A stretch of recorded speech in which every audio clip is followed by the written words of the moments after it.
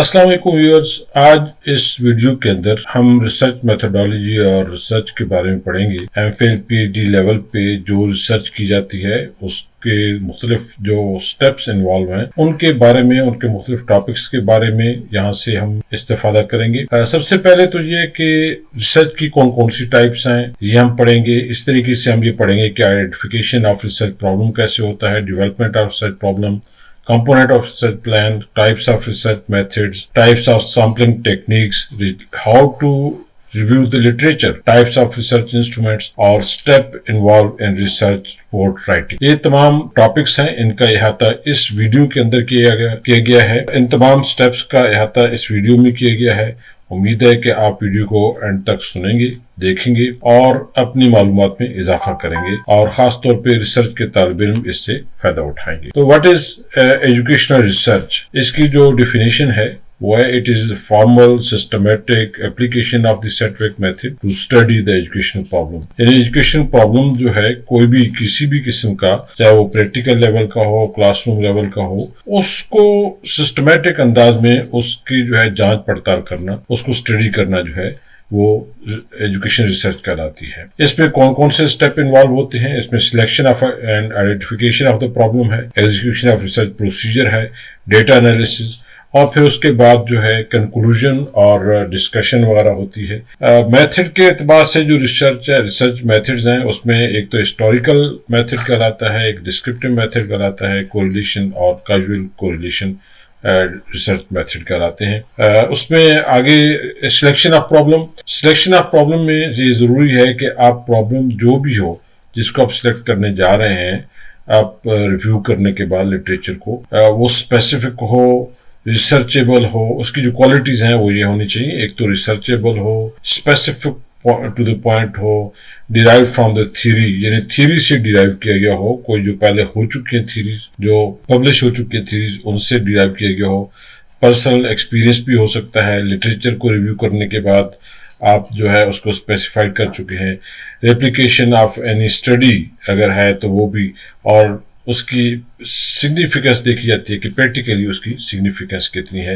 ये जो है रिसर्च प्रॉब्लम्स के कैरेक्टरिस्टिक्स होते हैं। Identification of the research problem, ये फर्स्ट स्टेप होता है कि आप जो है किसी भी रिसर्च टॉपिक को, रिसर्च प्रॉब्लम जो भी आपने आइडेंटिफाई किया है, उसको देखना है कि वो क्या रिसर्चेबल है भी या नहीं। Research problem is a question that researcher want to answer और the problem that researcher want to solve. यही चीज देखी जाती है कि जो क्वेश्चन सिलेक्ट किया गया है, जो टॉपिक आइडेंटिफाई किया गया है रिसर्च के लिए, वो क्या क्वालिटीज के एतबार से इस काबिल है कि उस पर रिसर्च की जा सके। तो जो सोर्सेज हैं कि जहां से आप जो है रिसर्च प्रॉब्लम जनरेट कर सकते हैं, वो एक तो एक डेली लाइफ के इश्यूज हैं जो आप रोजमर्रा जिंदगी में आपको सामने पेश आते हैं और आप उनको देखते हैं। प्रैक्टिकल इश्यूज होते हैं जब आप कोई काम करने जा रहे होते हैं, जैसे खासतौर पे हम रिसर्च एजुकेशन के हवाले से बात कर रहे हैं। क्लासरूम में जब आप टीचिंग करने जाते हैं तो आप वहां पे जो इश्यूज दरपेश आते हैं बच्चों की बिहेवियर के एतबार से, उनकी लर्निंग के एतबार से, उनकी टेंशन ऑफ एजुकेशन नॉलेज है उसके एतबार से, तो वो उसके हवाले से भी आपके हो सकता है आपका रिसर्च प्रॉब्लम। पास्ट में जो रिसर्चेस हो चुकी हैं उनमें से कोई आपने आइडेंटिफाई किया, उसको आप टेस्ट करना चाहते हैं। इस तरीके से कोई थ्योरीज जो पहले बनाई जा चुकी है उन थ्योरी को आप टेस्ट करना चाहते हैं, दोबारा उस पर रिसर्च करना चाह रहे हैं, तो उस हवाले से टॉपिक हो सकते हैं। अब एवरीडे लाइफ के अंदर अगर आप देखें कि आप किस तरीके से अपने रिसर्च प्रॉब्लम आइडेंटिफाई कर सकते हैं, तो उस पर एक तो ऑब्जर्वेशन ऑफ सिस्टम एजुकेशन है, फॉर्मल है, नॉन फॉर्मल है, उनके इश्यूज को देखें, उनके प्रॉब्लम्स को देखें, सोशल स्ट्रक्चर जो हमारा उसको देखें। इस तरीके से लोगों को जो मुश्किलात का सामना करना पड़ता है उनमें से आप कोई टॉपिक ले सकते हैं। मसला एग्जांपल दी गई है कि हमारा ड्यूअल एजुकेशन सिस्टम है, उर्दू भी है, इंग्लिश भी है, वहां पे बच्चों को बहुत ज्यादा प्रॉब्लम का सामना करना पड़ता है। बाद का तो उनके लिए इंग्लिश पढ़ना मुश्किल होता है, बाद बच्चों के लिए उर्दू पढ़ना मुश्किल हो जाता है।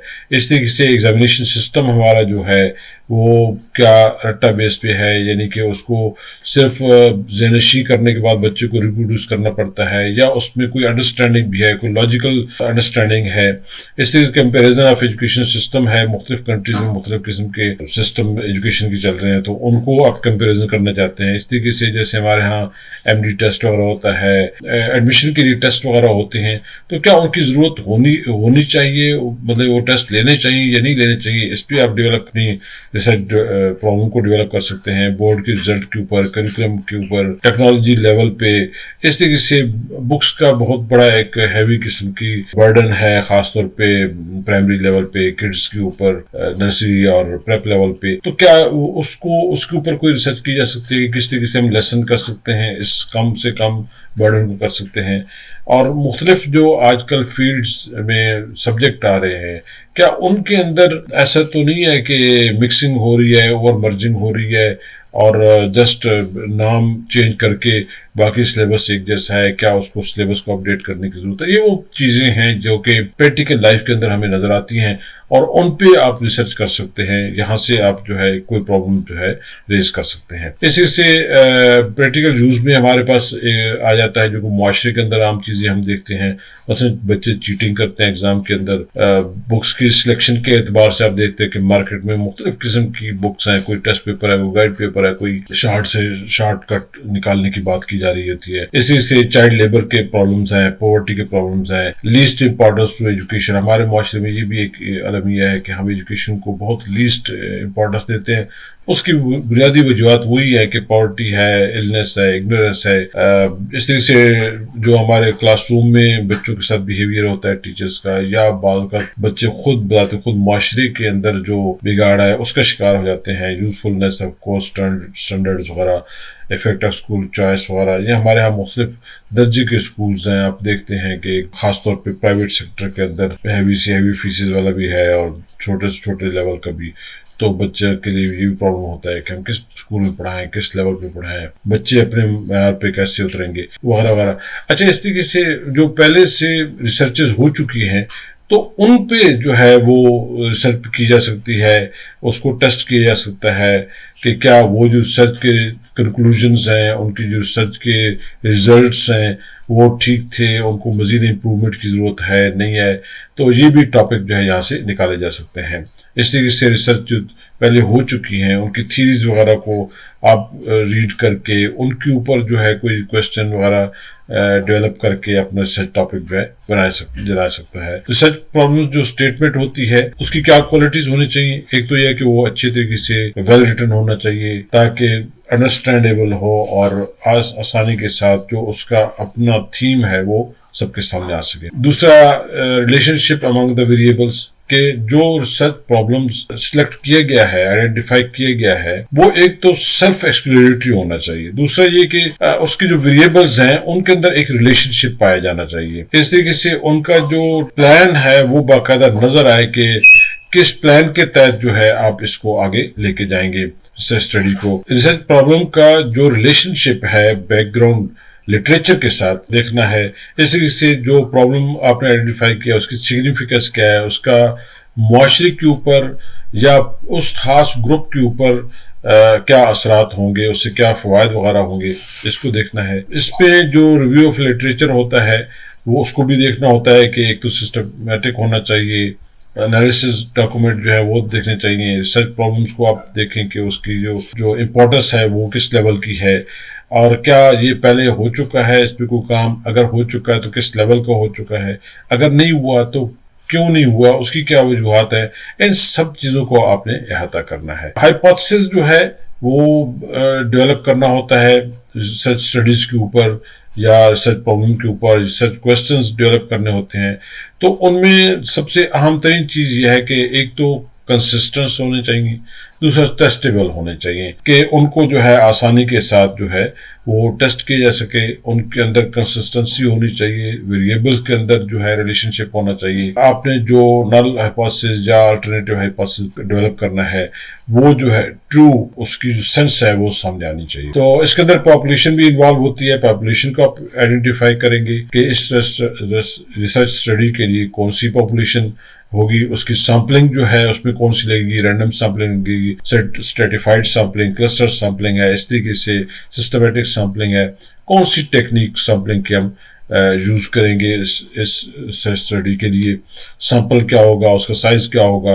اس سے کون سا جو ہے نا وہ انسٹرومنٹ یوز ہوگا، کیا کوسچنئر ہوگا، اوپن کلوز انٹرویو ٹیسٹ ہوگے یا آبزرویشنز ہوں گی یا کوئی آپ ایکسپیریمنٹل ڈیزائن کی طرف جائیں گے، جو بھی ہے آپ نے اس کو آئیڈینٹیفائی کرنا ہے۔ آخر میں ہم دیکھتے ہیں کہ ریسرچ میتھڈز جو ہیں اس میں جو ریسرچ رپورٹ آپ نے بنانی ہے وہ اس میں کون کون سے اسٹیپ انوالو، اس میں کون کون سی آپ نے ہیڈنگز دینی ہے۔ مثلا ایک تو ٹائٹل ہوگا، اس کے بعد جو ہے نا بیک گراؤنڈ ہسٹری ہوگی اسٹڈی کی لٹریچر کے ساتھ، اس میں لٹریچر کا پورا ریویو ہوتا ہے، اور اسٹیٹمنٹ آف پرابلم ہوتا ہے، پھر اس کی سگنیفیکینس اسٹڈی کی کہ اس اسٹڈی کے سے کون کون سے طبقہ کو، کون کون سے فیلڈ کو، کون کون سے ڈپارٹمنٹس کو یا اسٹوڈنٹس کو یا ٹیچرس کو یا سوسائٹی کے جو مختلف طبقات ہیں کس کو فائدہ ملے گا، کس قسم کا فائدہ ملے گا، آبجیکٹو اسٹڈی کے کیا ہوں گے، ہائپوتھیسس کیا ہوگا، ریسرچ کوسچنز کیا ہوں گے، اسمپشنز کیا ہوں گی، اس طریقے سے اس میں کون سا سلیکشن آپ نے کیا اس سبجیکٹ کا، limitations, D limitations, population sampling جیسے میں پہلے ذکر کر چکا ہوں، اور پھر اس کے بعد جو ہے آپ نے یہ دیکھنا ہے کہ انسٹرومنٹ کیا ہوگا۔ انسٹرومنٹ اگر آپ نے کنسٹرکٹ کرنا ہے، ڈیولپ کرنا ہے تو وہ کوسچنئر ہوگا، اس کی ویلیڈیشن کرنی پڑے گی، اس طریقے سے اس کو ویلیڈیشن کے بعد اس کی پائلٹ ٹیسٹنگ ہوگی، پھر اس کے بعد جو ہے آپ نے آگے اس کو انالیسس کرنا ہوگا، ریزلٹس کو پری پوسٹ ٹیسٹنگ وغیرہ ہوتی ہے، اور پھر فائنڈنگز، کنکلوژن، ڈسکشنز، ریکمنڈیشنز، اور پھر آخر میں بیبلیوگرافی وغیرہ، ریفرنسز وغیرہ ہوتے ہیں۔